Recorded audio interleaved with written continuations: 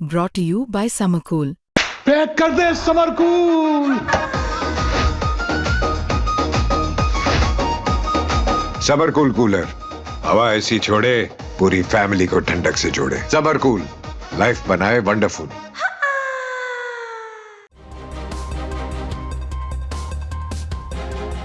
कुछ वक्त पहले गिग वर्कर्स की आवाज को संसद में बुलंद करने के बाद राघव चड्ढा सुर्खियों में छा गए थे।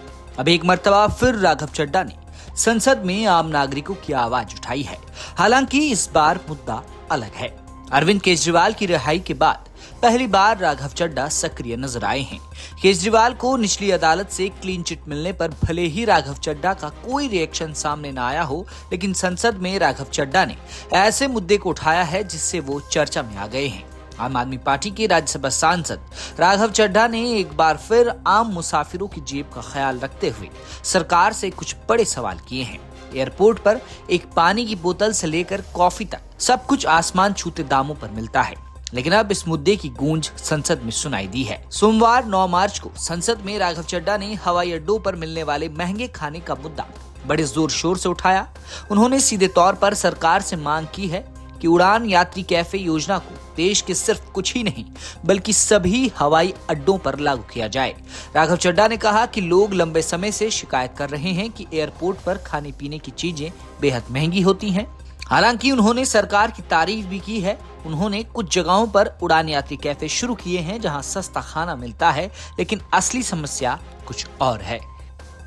सर, हवाई यात्रियों की एक शिकायत रही है कि एयरपोर्ट्स पर खाने पीने की चीजें बेहद महंगी मिलती हैं।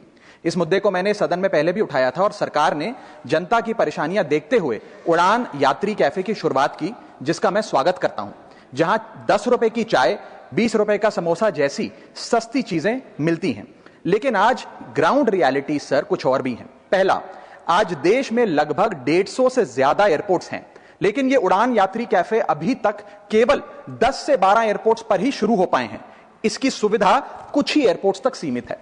दूसरी, आमतौर पर पैसेंजर्स चेक इन और सिक्योरिटी कराने के बाद वेटिंग एरिया में अपनी बोर्डिंग जहाज का इंतजार करते हैं, जहां उन्हें खाने पीने की चीजों की सबसे ज्यादा जरूरत होती है।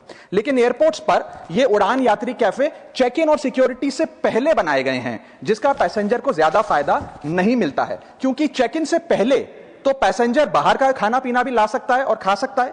असली जरूरत तो डिपार्चर होल्ड एरिया और बोर्डिंग जोन में होती है, जहां पैसेंजर्स को लंबे समय तक अपनी फ्लाइट का इंतजार करना पड़ता है, और वहां पर ये कैफेज नहीं है। सर, थर्ड पॉइंट, इसके अलावा कई जगहों पर लिमिटेड काउंटर्स होने की वजह से लंबी लाइनें लग जाती हैं, खास करके पीक ट्रैवल टाइम में। लिमिटेड मेन्यू ऑप्शंस और कैपेसिटी कंस्ट्रेंट्स के कारण एक्सेसिबिलिटी इनकी लिमिटेड हो जाती है। सर, मेरा सरकार से अनुरोध है कि हर छोटे बड़े एयरपोर्ट पर, खास करके चेक इन और सिक्योरिटी के बाद वाले एरियाज में, इन कैफेज की शुरुआत की जाए और पैसेंजर्स को बेहतर फूड ऑप्शंस मिले, ताकि एयर ट्रैवल सचमुच में अफोर्डेबल हो सके। जय हिंद। बहुत धन्यवाद। सांसद राघव चड्ढा ने सिर्फ समस्या नहीं बताई बल्कि समाधान भी सुझाया। उन्होंने कहा कि सरकार को इन कैफे को डिपार्चर एरिया में शिफ्ट करना चाहिए। साथ ही उन्होंने एक और कड़वी सच्चाई बताई।